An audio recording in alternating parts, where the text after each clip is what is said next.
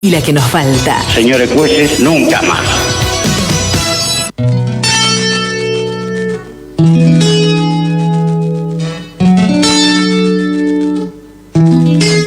Recibimos en la mañana Así son las cosas, Oscar Testa, el especialista en temas judiciales en la mañana, que en estos 15 años ha estado un buen tiempo, más de 5 años seguro, con nosotros y nos ha dado prestigio con su participación. Hay mucha gente que lo escucha a Oscar, sobre todo en el ámbito judicial, así que se lo agradecemos eternamente. Oscar, buen día, ¿cómo le va? ¿Qué tal? Buen día. Ante que nada, el agradecimiento por seguir aguantándome martes y jueves aquí, y las felicitaciones, obviamente, mantenerse 15 años como uno de los programas señeros de la radiofonía riocuartense no es sencillo, y bueno, desde aquí también mis felicitaciones y mi agradecimiento. No, gracias por la cuota aparte, que es mucha de su parte. Bueno, vamos a meternos en los temas del día. ¿Por dónde empezamos? Bueno, una cuestión pequeña que tiene que ver con un juicio que se está desarrollando en la Cámara Primera del Crimen, sí, con un tribunal, con el tribunal colegiado, es decir, integran los 3 miembros de la Cámara el juicio que se está haciendo por defraudación por administración fraudulenta en contra del señor Witoc, a consecuencia de las diferencias sostenidas con su socio, el doctor Mura, por la estación de servicio cerrada de la ruta A005 y 36. El juicio se está llevando a cabo, ya se cumplieron con los alegatos. El fiscal pidió la absolución de Witoc, la querella ha pedido la declaración de responsabilidad y la aplicación de una pena de 1 año y medio de prisión. La audiencia ha pasado para un cuarto intermedio para el día 23 de abril, en donde se escuchará la última palabra y se dará el veredicto. Ahí dicen que hubo incluso acusaciones de que los abogados habían condicionado testigos dijeron, bueno, el abogado me dijo esto, eso puede derivar en nuevos juicios, ¿no? Sí, evidentemente que ese es tal vez el dato más interesante que se puede esperar del veredicto, que en sí sea absolutorio, sea condenatorio, va a ser a una pena mínima y en suspenso, que prácticamente no generará demasiadas alteraciones en las relaciones personales. La cuestión más grosa está con la plata, ¿no? Sin ninguna duda. Lo civil. Es esencialmente un caso civil, sí, con algunas connotaciones penales, como ha sido este caso, pero esencialmente lo que se está discutiendo son sumas dinerarias y montos realmente importantes. Bueno, como a veces la plata no alcanza, ¿no? Porque aquí sí, era la estación de servicio que más combustible vendía en la ciudad. Sin ninguna duda. Un punto estratégico. Lo que era crecer y crecer y crecer, ¿no? Porque si sumaban más servicios, incluso iban a tener mayor negocio, y bueno, las rencillas personales terminaron rompiéndola. Sí. O rompiendo el negocio. Así terminaron en una cantidad de juicios e incluso con imputaciones penales, como en este caso que se termina de resolver el 23 de este mes. Bueno, pasemos a otro tema. Bueno, me llamó poderosamente la atención y después terminó involucrado con otro, con la represalia iraní hacia Israel del fin de semana. El fallo de la Sala 2 de la Cámara Federal de Casación Penal de la semana pasada, en la cual se resolvieron algunas cuestiones vinculadas con la investigación por los atentados de la causa AMIA, y que tomaron una difusión muy grande por cuestiones secundarias del fallo y no de lo que esencialmente se había resuelto, generando una serie también de trascendencia, de medidas de trascendencia política, como el incremento de las medidas de seguridad dispuestas en las embajadas, en la mutual israelí y demás, a consecuencia precisamente de esa toma de posición. Esta sala integrada por Carlos Máiquez, Diego Berretaveña y Ángela Ledesma. Debemos recordar que Carlos Máiquez es uno de los frecuentadores del Lago Escondido, junto con otros varios representantes, conspicuos representantes. Que se lavaron la ropa entre ellos, ¿no? Exactamente. Se absorbieron entre ellos. De la justicia y de la política. En el cual se dictaron 3 fallos. Por uno de ellos, que yo creo que realmente es lo más importante de todo, habían llegado acusados una serie de personajes, entre otros Hugo Anzorregui, quien había sido el jefe de la CIDE en el gobierno de Menem, Juan José Galeano, que fue el primer juez uno de los que tuvo la de causa. Avex, Anzorregui, cuando se inauguró. Exactamente. Era uno de los socios de Avex. Era uno de los socios de Avex. Los fiscales Amón Mullen y José Barbacia.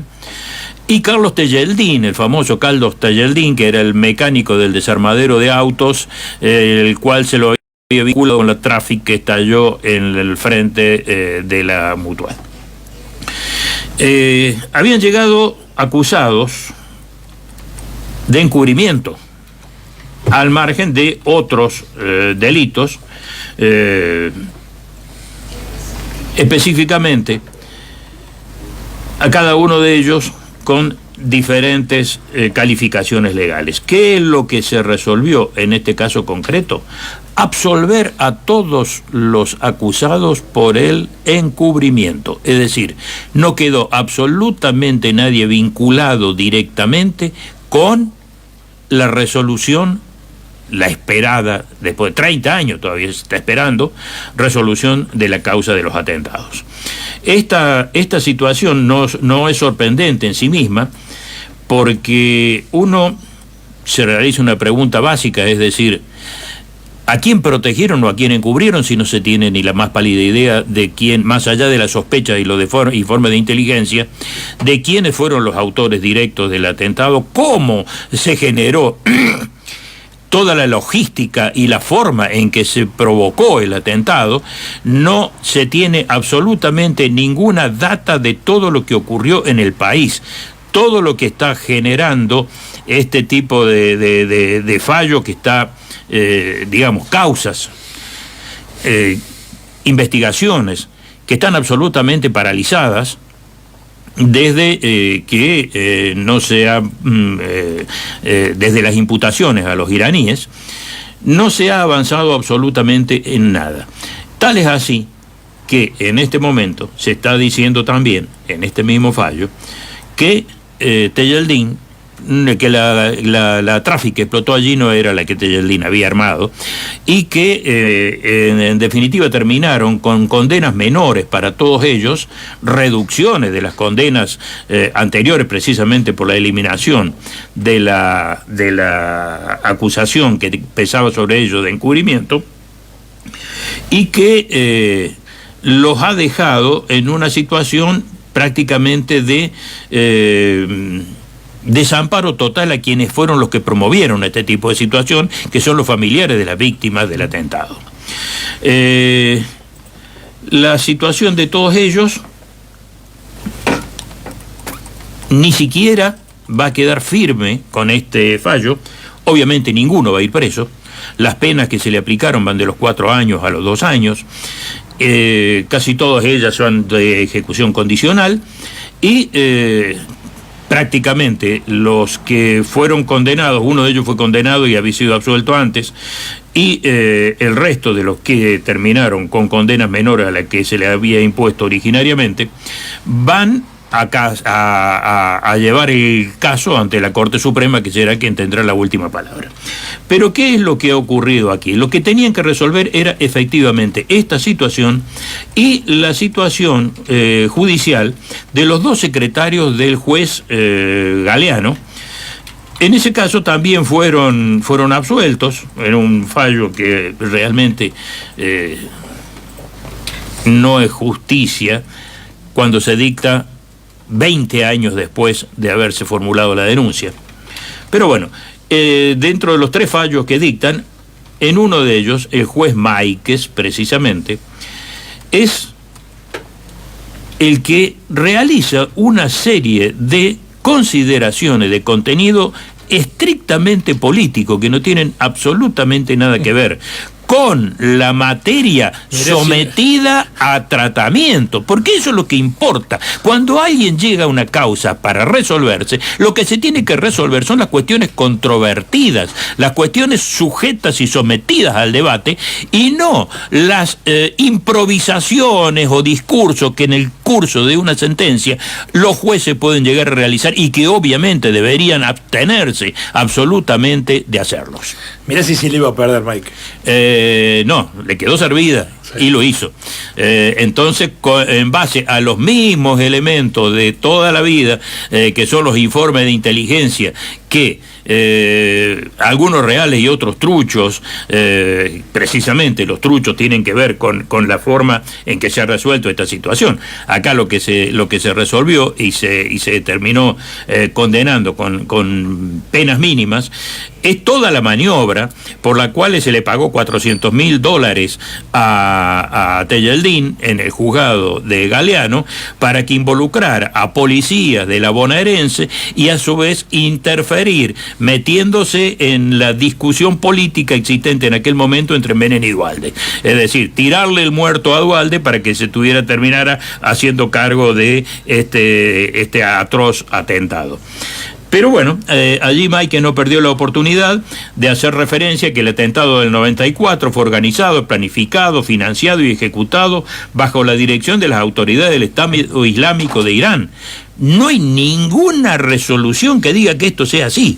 Sí existe la firme sospecha y existen imputaciones a diplomáticos y políticos iraníes como autores intelectuales del atentado, pero los autores materiales no hay absolutamente nada.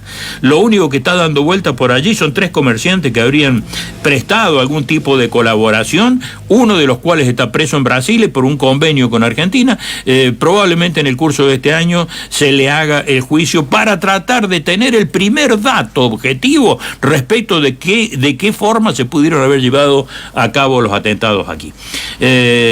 Entonces también se despacha con toda una sarta de especulaciones políticas. Dice que también en el marco, estos atentados se incluyen en el marco de la yihad islámica, es decir, la Guerra Santa, y con la intervención principal de la organización militar Hezbollah. Es una de las tantas formas en las cuales el islamofascismo y el monarquismo llevan adelante la técnica de guerra revolucionaria sin limitaciones espaciales o temporales.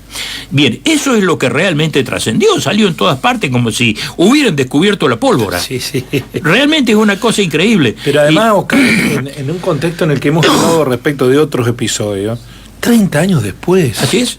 30 años después no sabemos nada.